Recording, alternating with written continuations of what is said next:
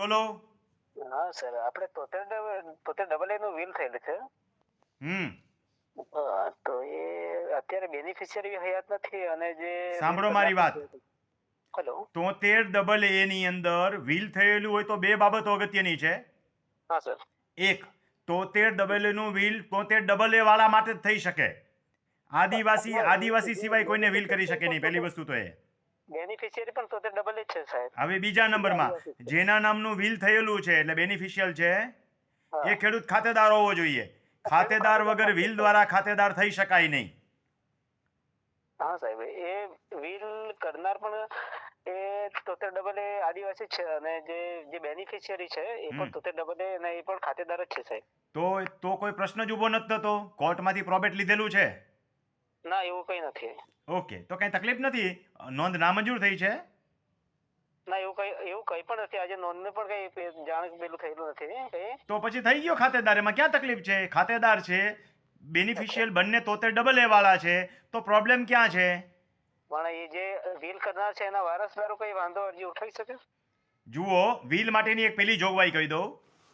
કોઈ પણ વ્યક્તિ કોઈ પણ વ્યક્તિને મિલકત આપી શકે. મારા શબ્દોને બરાબર સમજજો. પણ એના જન્મસિદ્ધ અધિકારને છીનવી શકાય નહીં. એટલે જો એ અંતિમ જમીન હોય તો વ્હીલ કરનારની, તો બેનિફિશિયલ વ્હીલથી મેળવનારનું નામ પેલા ન ચડે. ચડ્યું હોય તો પણ નોંધને નામંજૂર કરવી પડે. પ્રથમ એના વારસદારના નામ ચડે. એટલે વારસદાર જે છે એ અન્ય જગ્યાએ જમીન ખરીદવા માટે 3 વર્ષનું ખેડૂત ખાતેદાર સર્ટિફિકેટ મેળવી શકે. પછી વ્હીલ થકી મેળવનાર બેનિફિશિયલના નામ ચડે અને આગલા વારસદારોના નામ નીકળી જાય. પણ એને ખેડૂત ખાતેદારનું 3 વર્ષનું સર્ટિફિકેટ મેળવી લેવું જોઈએ. જેથી કરીને એના જન્મસિદ્ધ ખેડૂત તરીકેના અધિકારોથી વંચિત ન થાય. હા સર, પરંતુ જે વ્હીલ કરનાર વ્યક્તિ છે, મેં માહિતી આપી દીધી. હવે એને જે કર્યું છે એમાં ભૂલ સુધારી લેવાની. હા સર, મારી વાત સાંભળો સર. હાલો. બોલો.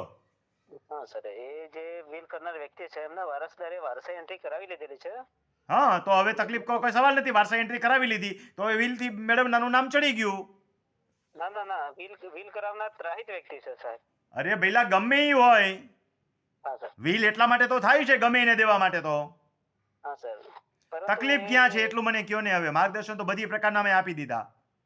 હા સાહેબ, પણ હવે એક કામ કરો, તમે મારામાંથી કમાવ છો તો કોક દી તાલીમ લેવા પધારો. કોકની પથારી ફેરવી નાખશો નહીતર. નહીં સાહેબ, નહીં. તમે પોતે જ સમજી નથી શકતા આટલું બધું માર્ગદર્શન આપ્યા પછી, અને તમે એમ કહો છો કે મારા વિડીયોમાંથી તમે કામ કરો છો, બીજા માટે કામ કરી દો છો, તો પૂરતી તાલીમ મેળવો. નહીતર હુયાણી ક્યારેક વેતર બગાડી નાખશે. ભલે, હાલો, માહિતી પૂરતી મેં આપી દીધી છે. અને બીજું, તમે એમ કહો કે અમદાવાદમાં તાલીમ કેમ્પ રાખો, તો એ શક્ય નથી. હલો. અમદાવાદમાં કોઈ દી કેલ્ક્યુલેશન કર્યું છે? 60 માણાને રહેવા જમવાની હોટલનો ખર્ચો કેટલો આવે પર ડે? 2 દિવસ રોકાવ, કયો કેટલો આવે? 1000 રૂપિયાથી નીચે તો ક્યાંય નહીં મળે ને? કે મળે? તો 2000 રૂપિયા રહેવાના થયા. કોન્ફરન્સ હોલ રાખવો પડે. 2 દિવસનું કોન્ફરન્સ હોલનું ભાડું ખબર છે કેટલું થાય? સલાહો આપી દેવી સરળ છે કે રમણીકભાઈ અમારે ત્યાં તાલીમ કેમ્પ રાખો એમ. હું તો આવવા તૈયાર છું. ગોઠવી નાખો તમે બધુંય. 3500 રૂપિયા લેખે હું તમને આપી દઈશ. ઘટે એટલા તમારે નાખવાના છે. તૈયારી? તો આ વખતનો 22 તારીખનો તાલીમ કેમ્પ તમે કયો ત્યાં લઈને આવું. સલાહો આપી બધી બહુ સરળ છે ભઈલા. આ બધું મેનેજ કરવું અઘરું છે. આ દુનિયામાં એક જ વસ્તુ છે, મફત સલાહ બીજાને દેવાની. કાંઈ ભાઈ વિચાર્યા સમજ્યા હાયણા વગર. તાલીમ કેમ્પ બહાર રાખું ને 7000 વગર. રાજકોટમાં હું મારી વાડી સિવાય બીજા તાલીમ કેમ્પ રાખું, રાજકોટમાં 7000 વગર નથી થતો. એટલે તાલીમ કેમ્પ અમદાવાદમાં શક્ય નથી. અમદાવાદમાં હું, રાજકોટ બહાર ક્યાંય શક્ય નથી. તમે ગોઠવી દેતા હશો તો હું આવીશ. તમે મતલબ કે આ વિડીયો સાંભળનારા કોઈ પણ ઘણા કહે છે તમારી જેમ મને, સમજ્યા કે રમણીકભાઈ રાજકોટમાં એક જ જગ્યાએ તાલીમ કેમ્પ રાખું છું. ગુજરાતમાં ફરતા રાખો ને. તમારા જેવા બુદ્ધિશાળી માણસો મને બહુ મળે છે. સાંભળો, એક બુદ્ધિશાળી માણસનો જોક કહું. તમારા જેવા બુદ્ધિશાળી માણસો છે ને, વડલાન છાંયે બેઠા હતા.